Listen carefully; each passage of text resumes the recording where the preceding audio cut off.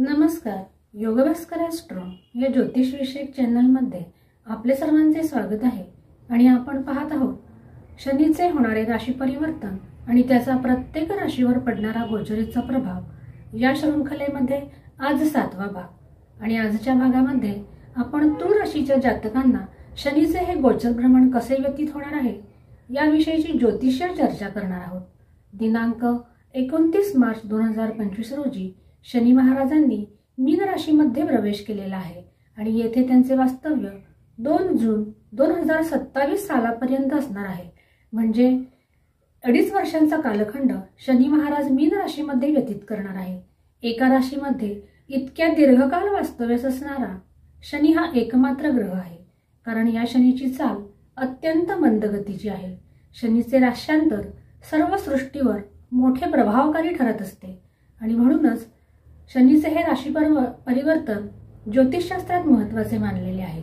ज्योतिषशास्त्रामध्ये शनीला न्यायाधीशाची संज्ञा प्राप्त आहे. असा हा न्यायाधीश असलेला शनी जातकाच्या सर्व चांगल्या आणि वाईट कर्मांचा लेखाजोखा पाहत असतो आणि वेळ आल्यावर त्याला त्याचे फळही भोगायला लावत असतो. असा हा अनुशासन प्रिय असलेला शनी ग्रह आहे. शनी हा ग्रह पापग्रह आहे आणि हा शनी तुळ राशीसाठी कोणते गोचरीचे फळ घेऊन येत आहे याविषयीची आज ज्योतिषीय चर्चा होणार आहे. तुळ राशीच्या जातकांचा विचार करता तुळ राशीच्या जातकांचा स्वभाव हा संतुलित, नातेसंबंध सांभाळणारा, सौंदर्याचे आकर्षण असणारा, नीटनेटके राहणीमान आणि विलासी वृत्ती असलेला असा असतो. आणि अशा तुळ राशीसाठी शनी हा ग्रह चतुर्थेश आणि पंचमेश असतो आणि सध्या तो तुळ राशीसाठी 6ठ भावातून आपले गोचरीचे भ्रमण करत आहे. 6ठ भावामध्ये शनीला कारकत्व प्राप्त झालेले आहे आणि अशा या शनीची दृष्टी तुळ राशीसाठी त्यांच्या 8म भावावर, 12 भावावर आणि 3य भावावर पडत आहे. शनीची दृष्टी ही विच्छेदात्मक दृष्टी मानली जाते. तुळ राशीसाठी आर्थिक दृष्ट्या विचार करता धनागमनाचे योग हे दिसून येत आहे, परंतु त्याचबरोबर धन खर्चाचेही योग दिसून येत आहेत आणि त्यासाठी पैसे जपून खर्च करणे हा एकमात्र सल्ला त्यांच्यासाठी आहे. गुंतवणूक करण्यास हरकत नाही, परंतु निर्णय सुद्धा विचारपूर्वक घेणे हे गरजेचे असणार आहे. घाई गडबडीत घेतलेले तुमचे निर्णय हे चुकीचे ठरण्याची शक्यता ही दिसून येत आहे. व्यापारी वर्गासाठी हा कालखंड चांगला आहे. नवीन जोखीम स्वीकारण्यासाठी सुद्धा हा कालखंड तुमच्यासाठी अनुकूलता दर्शवत आहे. नवीन मार्ग या काळात तुम्हाला सापडताना दिसून येत आहेत. नोकरीसाठी सुद्धा हा कालखंड चांगला आहे आणि नोकरीच्या नवीन संधी या काळात तुम्हाला प्राप्त होताना दिसत आहेत. त्याचबरोबर नोकरीमध्ये आपल्या सहकर्मींचे सहकार्य सुद्धा तुम्हाला लाभताना दिसत आहे. नोकरीमध्ये पदोन्नतीचे मार्ग देखील हा शनी मोकळा करणार आहे. नवीन प्रोजेक्ट स्वीकारण्यास हा कालखंड चांगला आहे. तुम्हाला तुमच्या भाग्याची जोड सुद्धा या कालखंडात मिळताना दिसून येत आहे. जे जातक सरकारी क्षेत्रामध्ये कार्यरत आहेत त्यांच्यासाठी सुद्धा हा कालखंड चांगला आहे. तुमचे कौशल्य हे पणाला लावून तुम्ही काम केले पाहिजे, तेव्हा त्याचे तुम्हाला यश मिळताना दिसून येत आहे. विद्यार्थी वर्गाचा विचार करता विद्यार्थी वर्गासाठी सुद्धा हा कालखंड चांगला आहे आणि मुख्यतः जे विद्यार्थी स्पर्धा परीक्षांची तयारी करत आहेत त्यांच्यासाठी हा कालखंड अनुकूल आहे. परंतु मेहनत सुद्धा तुम्हाला करावी लागणार आहे, तेव्हाच तुम्हाला यशाची फळे ही चाखायला मिळणार आहेत. जे विद्यार्थी परदेशी जाऊन शिक्षण घेण्याच्या तयारीत आहेत किंवा जे रिसर्च क्षेत्रामध्ये कार्यरत आहेत त्यांच्यासाठी हा कालखंड सर्व तऱ्हेने अनुकूल असलेला दिसून येत आहे. पारिवारिक सौख्याचा विचार करता छोट्या मोठ्या कुरबुरी या असतीलही, परंतु एकंदरीत दाम्पत्य जीवन हे मधुर असलेले दिसून येते.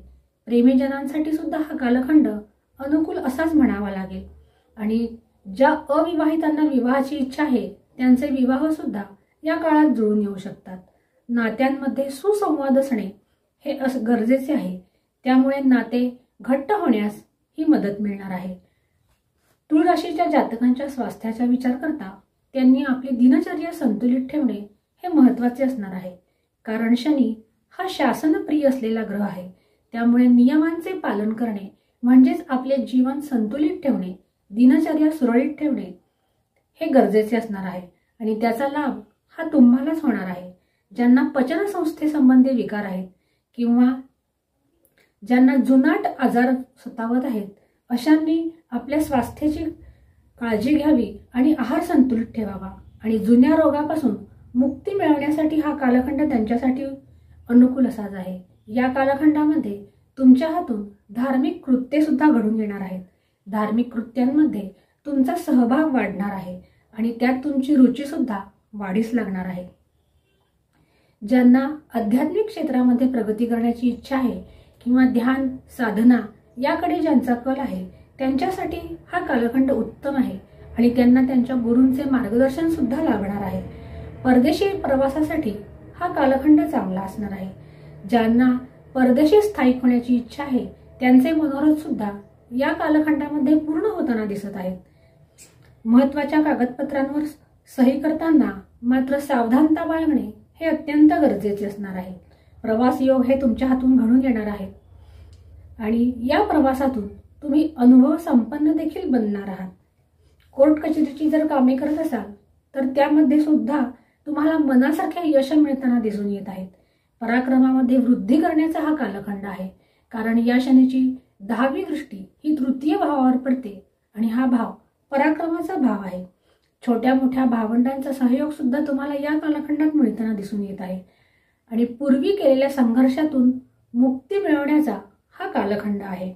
याचा तुम्ही लाभ घेणे हे तुमच्यासाठी महत्त्वाचे असणार आहे, कारण पूर्वी केलेला संघर्ष आता संपुष्टात येणार आहे।